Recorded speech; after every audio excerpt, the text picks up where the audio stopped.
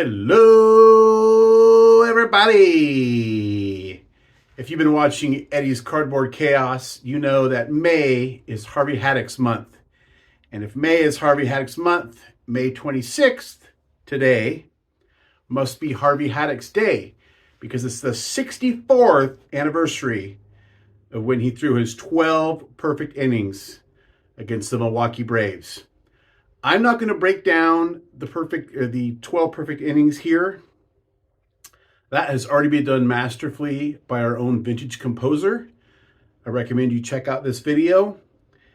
Instead, I am going to talk about the recent cards I got for the Harvey Haddix Master Collection and sort of what was happening in Harvey's life during that time.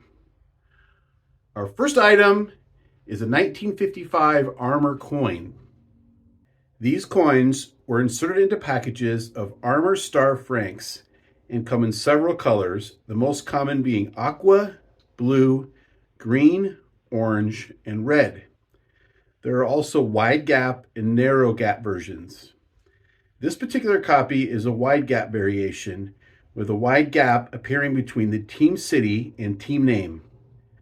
There are only 24 players on the checklist, but depending on the available colors, gap variations, outer ridge thickness, and something called bus tilt, the master checklist is several hundred coins.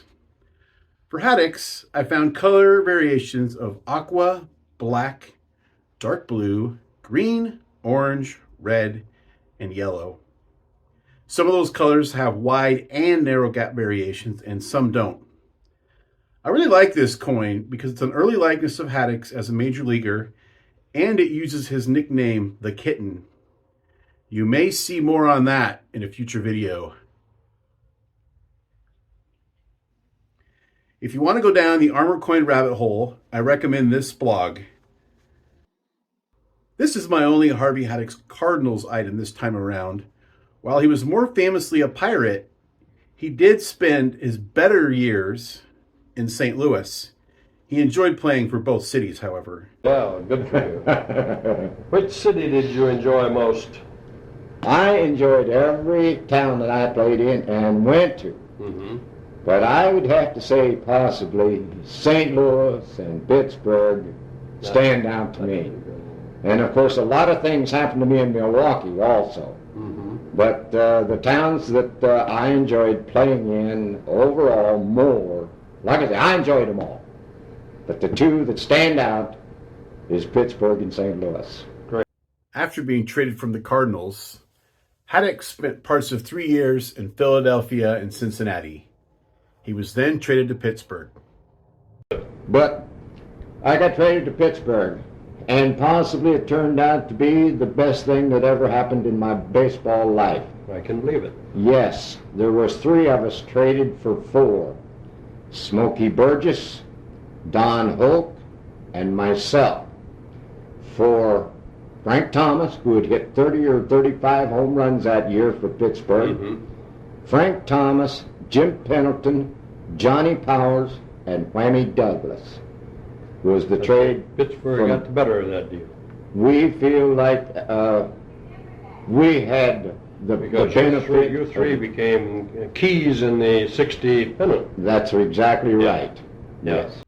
This next item is perhaps my favorite, despite its condition. As many of you know, Topspin and Wayland cards are made of a thin cardstock, were frequently glued into albums, and mostly did not make their way to the United States. As expected, this is a rough copy, but given how long it took just for me to lay eyes on one, I'm happy to own it. Some extra cachet is added since 1959 is the year of Haddix's miraculous 12 perfect innings. Seemingly every Haddix card issued after 1959 mentioned the 12 perfect innings, as you might expect. This 1960 New Cards Highlights is no different. It chronicles the game in great detail, but does leave out Eddie Matthews' bunt. These cards measured 3.5 inches by 5 3/8 inches and are made to look like newspaper headlines. My copy's a little beat up, but I still love it because it gives it even more of a newspapery feel. newspapery. Is that even a word? The back features trivia. This one says, what Dodger player hit more home runs than any other Dodger? Answer, Duke Snider.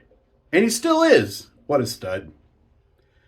It's said that the first 18 cards of the checklist also have a black headline variation, but I've never seen one for this Harvey Haddix card. In 1961, New Cards reissued the highlight set as a standard size card. This time it was called Baseball Scoops. Each pack of scoops contained 7 cards, and each box contained 24 packs. While the checklist does not match the highlight set exactly, the feats featured in both sets show the same picture and write-up from its counterpart the year before. Only this time, the picture and headline are shown on the front and the write-ups on the back, taking the place of the trivia. The final new item mentioning the 12 perfect innings takes us all the way to 1981. This comic card was printed on wax and wrapped around gum, not unlike Bazooka Joe comics. It measures 2 9/16 by 1 5/8. There are 56 wrappers in the set, but only 20 are baseball players. Other notable players include Babe Ruth, Mickey Mantle, and Hank Aaron. Thirst Break gum was issued only in Ohio and Pennsylvania. It's supposed to be sort of a Gatorade gum. There are 5 pieces in each pack, netting you 5 comics. Harvey Haddix did a lot more than rack up World Series wins, Gold Gloves, All-Star games, and perfect innings. After he retired from playing, he turned his attention to coaching. So I was home in 1972, 73, and 74. And in 1975, Frank Robinson from the Cleveland Indians, he'd just been named manager, and he called and said, would you be my pitching coach? And I said something to my wife, and she says, go for it. From 1975 to 1978, Haddix coached for Frank Robinson's Indians. On this signed postcard, Haddix is shown with Dave Garcia, Rocky Colavito, and Jeff Torborg. There's another postcard just like this with Robinson joining these 4. They're in red uniforms, and I really want to find one. After leaving Cleveland, Haddix went back to Pittsburgh, where he won his second World Series title, this time as a coach. As you gather around the water coolers, dinner tables, campfires, to talk about Harvey Haddix during Harvey Haddix month, casually let it slip that he's a Hall of Famer. When someone tries to correct you, you show him this card. This card recognizes Harvey Haddix's induction into the Ohio Baseball Hall of Fame. I couldn't find much information about the card or the Ohio Baseball Hall of Fame itself. On the back, it states that Harvey was inducted in 1980. It's an oversized card measuring 5.5 by 3.5 inches.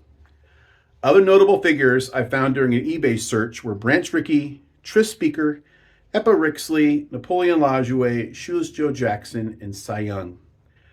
Perhaps the 2 most interesting to me were Wally Post, who was traded straight up for Harvey Haddix in 1957, and Rocky Nelson, who played first base for the Pittsburgh Pirates on May 26, 1959. That brings us full circle for this video. Tune in tomorrow for video 2 of Harvey Haddix month here on Eddy's Cardboard Chaos.